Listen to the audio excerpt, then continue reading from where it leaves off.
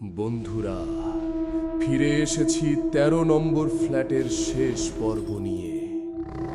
গত পর্বে আমরা দেখেছিলাম অর্ক আটকে গেছে শ্রীকৃষ্ণ ম্যানশনে।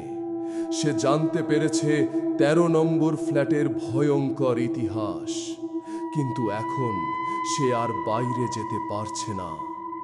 তৃতীয় রাতে রাত ১টা ১৩ অর্কের ফ্ল্যাটের দরজা নিজে থেকে খুলে গেল। ও পাশে করিডর নয়, একটা অন্ধকার সিঁড়ি, আর সিঁড়ির শেষে দাঁড়িয়ে আছে তন্নি, সেই ৮ বছরের ডুবে যাওয়া মেয়ে।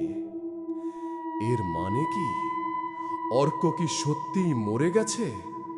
আজকে আমরা অর্কের সাথে ঢুকে পড়ব ১৩ নম্বর ফ্ল্যাটের ভেতরে। দেখব সেই ডুবে যাওয়া জগতে কি আছে। এই পর্ব আগের পর্বের চেয়ে ১০ গুণ বেশি ভয়ঙ্কর। তো বন্ধুরা, শেষবারের মতো বলছি, লাইট বন্ধ করো, একা বসো, হেডফোন লাগাও, কারণ আজকে তোমরা ডুবতে চলেছ একটা ভয়ঙ্কর সত্যের গভীরে, যার নাম ১৩ নম্বর ফ্ল্যাট। অর্ক দরজায় দাঁড়িয়ে আছে। তার সামনে করিডোর নেই, একটা সিঁড়ি নিচে নেমে গেছে, অন্ধকার, স্যাঁতস্যাঁতে। আর সিঁড়ির শেষে তন্বী, ছোট্ট মেয়েটা, সাদা ফ্রক, ভেজা চুল, মুখ দেখা যাচ্ছে না। সে হাত বাড়িয়ে আছে আর বলছে, এসো, ভয় নেই, তুমি তো আমাদেরই একজন। পিছিয়ে যেতে চাইল, কিন্তু পারল না। তার পা যেন মেঝেতে আটকে গেছে। সে চিৎকার করতে চাইল, কিন্তু মুখ দিয়ে কোনো শব্দ বেরোল না। মেয়েটা হাসছে, একটা ঠান্ডা, বিকৃত হাসি। অর্ক দেখল মেয়েটার হাত থেকে একটা জলের শিকলের মতো কিছু একটা বেরিয়ে এসে তার পা জড়িয়ে ধরেছে। অদৃশ্য শিকল, কিন্তু সে অনুভব করতে পারছে ঠান্ডা, ভেজা। শিকলটা তাকে টানছে ধীরে ধীরে সিঁড়ির দিকে। রেজিস্ট্যান্স করছে, কিন্তু পারছে না। সে সিঁড়ির কিনারায় চলে এলো, নিচে তাকালো। অন্ধকার, গভীর অন্ধকার, যেন কোনো শেষ নেই। তন্বী বলল, এসো, সবাই অপেক্ষা করছে। অর্ক পড়ে গেল, সিঁড়ি বেয়ে নিচে পড়তে লাগলো। ধাক্কা খাচ্ছে, গড়িয়ে যাচ্ছে, কিন্তু কোনো ব্যথা লাগছে না, যেন শরীরটা তার নিজের নয়। সে থামল সিঁড়ির শেষে। অর্ক উঠে দাঁড়ালো। তার সামনে একটা দরজা, পুরনো কাঠের দরজা। দরজায় লেখা ১৩। দরজাটা নিজে থেকে ক্যাচ ক্যাচ করে খুলে গেল। ভেতরে অর্ক যা দেখল তার জন্য সে প্রস্তুত ছিল না। ভেতরে একটা ফ্ল্যাট, ঠিক যেমন নিউজ পেপারে পড়েছিল, একটা সাধারণ 2 BHK, কিন্তু সব কিছু জলের নিচে। জল প্রথমে হাঁটু পর্যন্ত, ঘোলাটে কালো জল, কিন্তু জলটা ভাসছে না, নড়ছে না, যেন জমে আছে। অর্ক শ্বাস নিচ্ছে স্বাভাবিকভাবে। সে জলের নিচে, কিন্তু শ্বাস নিতে পারছে। এটা কিভাবে সম্ভব? ফ্ল্যাটের ভেতরে একটা ম্লান নীলাভ আলো, উৎস বোঝা যাচ্ছে না। ফার্নিচার ভাসছে, সোফা, চেয়ার, টেবিল, সব কিছু স্লো মোশনে ঘুরছে। দেয়ালে একটা ঘড়ি থেমে আছে, রাত ১টা ১৩। অর্ক হাঁটতে শুরু করলো জলের মধ্যে দিয়ে। জল ঠান্ডা, বরফের মতো। তার পা অবশ হয়ে যাচ্ছে। সে বসার ঘর পার হলো, রান্নাঘরে তাকালো। রান্নাঘরে চুলার ওপর একটা নীল শিখা জ্বলছে জলের নিচে। আর রান্নাঘরের কোণায় একজন মানুষ দাঁড়িয়ে, পিঠ ফেরানো। অর্ক দেখল লোকটা তার আগের ফ্ল্যাটের নেবার, যে ২০০৭ সালে মারা গিয়েছিল। লোকটা ধীরে ধীরে ঘুরল, মুখ ফোলা, চোখ নেই, শুধু দুটো গর্ত। সে অর্কের দিকে তাকিয়ে হাসল। অর্ক ভয় পেয়ে পিছিয়ে এলো। সে বেডরুমের দিকে গেল। দরজা ঠেলে খুলল। বেডরুম। বিছানায় 3 জন শুয়ে আছে। বাবা, মা, 8 বছরের মেয়ে। অমল, শর্মিলা, তন্নি। তাদের শরীর ফুলে ফেপে গেছে, চোখ বের হয়ে গেছে, মুখ হা করে আছে, যেন শেষ নিঃশ্বাস নেওয়ার চেষ্টা করছে। তারা নড়ছে না। অর্ক ভাবল এরা শুধু মৃতদেহ, কিন্তু 3 জন একসাথে চোখ খুলল। তাদের চোখ সাদা, মরা মাছের মতো। 3 জন একসাথে মাথা ঘোরালো। অর্কের দিকে তাকালো। তুমি এসেছ? অর্ক চিৎকার করে পিছিয়ে এলো। সে দৌড়ে দরজার দিকে গেল। দরজা বন্ধ। সে জানালা দিয়ে বাইরে যেতে চাইল। জানালা খুলল, কিন্তু বাইরে কিছু নেই, শুধু জল। অন্ধকার, গভীর, অনন্ত জল। যেন সে একটা অ্যাকোয়ারিয়ামের ভেতরে আছে, আর বাইরে পুরো সমুদ্র। সে বুঝতে পারল সে আটকা পড়েছে সম্পূর্ণভাবে। তন্বী বিছানা থেকে নামল। সে জলের ওপর দিয়ে ভেসে অর্কের কাছে এলো। তার মুখ ফোলা, চুল ভেজা, কিন্তু তার ঠোঁটে হাসি। ভয় পেও না। অর্ক কাঁপছে। তুমি কে? তোমরা কারা? এটা কোথায়? তন্বী বলল, এটা 13 নম্বর ফ্ল্যাট, আর এটা আমাদের জগৎ। 1992 সালে আমার বাবা সমুদ্র থেকে একটা অভিশপ্ত ঘড়ি এনেছিল। সেই রাতে সমুদ্র আমাদের কাছে এসেছিল, এই ফ্ল্যাটের ভেতরে।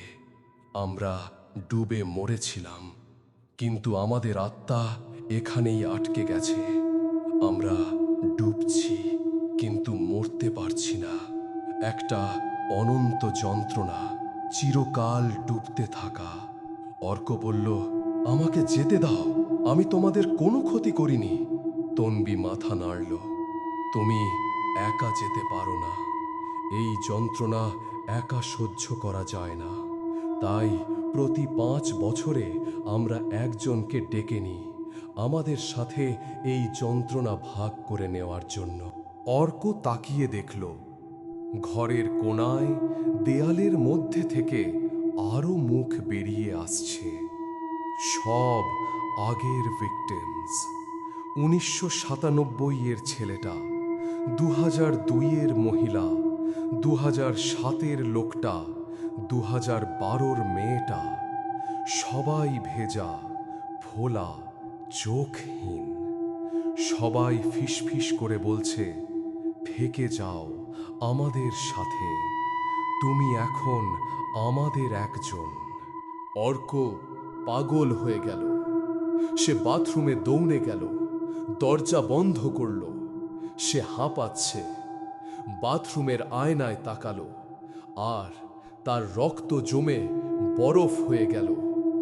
আয়নায় সে নিজেকে দেখতে পাচ্ছে, কিন্তু তার চুল ভেজা, মুখ ফোলা, চোখ সাদা, তার ঠোঁট নীল। সে দেখতে ঠিক ওদের মতো। অর্ক বুঝতে পারল, তন্বীর প্রথম কথাটা, তুমি তো ইতিমধ্যে মরে গেছো, এটা সত্যি ছিল। সে প্রথম রাতেই মারা গিয়েছিল। যখন দরজা প্রথমবার দেখা দিয়েছিল, সে ভেবেছিল সে দরজা খোলেনি, কিন্তু তার আত্মা ঢুকে গিয়েছিল। গত 3 দিন ধরে সে যে জীবনটা কাটাচ্ছিল, অফিসে যাওয়া, লাইব্রেরিতে যাওয়া, হরিহর বাবুর সাথে কথা বলা, সব ছিল ইলিউশন। 13 নম্বর ফ্ল্যাটের তৈরি করা একটা স্বপ্ন, যাতে সে ধীরে ধীরে ফাঁদে পা দেয়।